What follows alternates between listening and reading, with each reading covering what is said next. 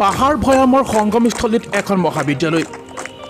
শিক্ষা জগতত এক নতুন দিগন্তৰ লক্ষ্যৰে উদ্ভাসিত হৈ উঠিছে মহাবিদ্যালয়খন। অসম চৰকাৰৰ উচ্চ শিক্ষা বিভাগৰ দ্বাৰা 2020 চনত গোলাঘাট আৰু কাৰ্বি আংলং জিলাৰ সীমান্তৱৰ্তী দেইথৰত স্থাপন কৰা চৰকাৰী আদৰ্শ মহাবিদ্যালয় দেইথৰে 2022-23 বৰ্ষৰ উচ্চতৰ মাধ্যমিক কলা আৰু স্নাতক কলা শাখাৰ নামভৰ্তিৰ বাবে ইতিমধ্যে প্ৰস্তুতি সম্পূৰ্ণ কৰি তুলিছে। ইংৰাজী, অসমীয়া, অৰ্থনীতি, ৰাজনীতি বিজ্ঞান, সমাজতত্ত্ব আৰু শিক্ষা বিষয়ক লৈ মুঠ 6টা বিভাগে নামভৰ্তিৰ বাবে প্ৰস্তুতি চলোৱা পৰিলক্ষিত হৈছে। গোলাঘাট জিলাৰ নুমলীগড় লৱণঘাট অঞ্চলৰ একেবাৰে কাষতে লাগি থকা দেইথৰত অৱস্থিত এই মহাবিদ্যালয়খন কাৰ্বি আংলং জিলাৰ একমাত্ৰ মহাবিদ্যালয় যি ডিব্ৰুগড় বিশ্ববিদ্যালয়ৰ অধীনত স্বীকৃতি লাভ কৰিছে।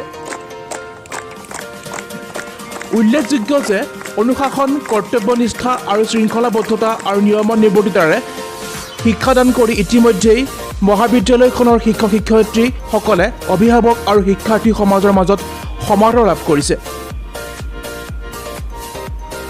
অনাগত দিনসমূহতো অসমৰ বিভিন্ন প্ৰান্তৰ পৰা অহা শিক্ষক শিক্ষয়িত্ৰীসকলে পাহাৰ ভৈয়ামৰ সংগমস্থল এই মহাবিদ্যালয়খনক শিক্ষাৰ মানচিত্ৰত এক নৱৰূপত উদ্ভাসিত কৰিবৰ বাবে কাম কৰি যাব বুলি মহাবিদ্যালয়খনৰ অধ্যক্ষ ডক্টৰ দীপক কুমাৰ বৰাই জানিবলৈ দিয়ে।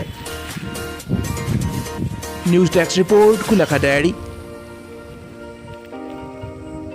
নমস্কাৰ, আপোনালোকক জনাবলৈ পাই সুখী হৈছোঁ যে 2020 চনত অসম চৰকাৰৰ উচ্চ শিক্ষা বিভাগে কাৰ্বি আংলং আৰু গোলাঘাট জিলাৰ সীমামূৰীয়া ঠাই দেইথৰত এখন চৰকাৰী আদৰ্শ মহাবিদ্যালয় প্ৰতিষ্ঠা কৰিছে।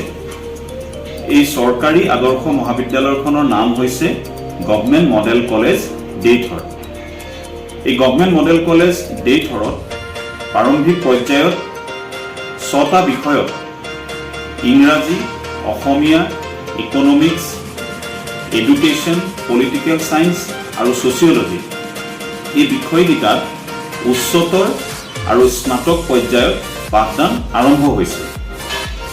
যিসকল ছাত্ৰ ছাত্ৰীয়ে হাইস্কুলৰ দেওনা পাৰ কৰিছে তেওঁলোকে উচ্চতৰ মাধ্যমিকত নামভৰ্তিৰ বাবে দৰ্পণ ৱেব পৰ্টেলত গৈ গভৰ্ণমেণ্ট মডেল কলেজ দেইথৰ চিলেক্ট কৰিব পাৰে আৰু তেওঁলোকৰ আবেদন পত্ৰ তেওঁলোকে দিব পাৰে। আৰু যিসকল ছাত্ৰ ছাত্ৰীয়ে ডিগ্ৰী পৰ্যায়ত নামভৰ্তি কৰিব বিচাৰিছে তেওঁলোকে উচ্চতৰ মাধ্যমিকৰ ফলাফল ঘোষণা কৰাৰ পাছতেই আমি মহাবিদ্যালয়ৰ তৰফৰ পৰা এখন জাননী প্ৰকাশ কৰিম আৰু তেনেধৰণে তেওঁলোকে আবেদন কৰিব পাৰিব। মই সকলো ছাত্ৰ ছাত্ৰী আৰু অভিভাৱকক অনুৰোধ জনাইছোঁ, আহ্বান জনাইছোঁ যাতে তেওঁলোকে এই চৰকাৰী মহাবিদ্যালয়খনত নামভৰ্তি কৰি চৰকাৰৰ সকলো ধৰণৰ সুবিধা গ্ৰহণ কৰে। ধন্যবাদ।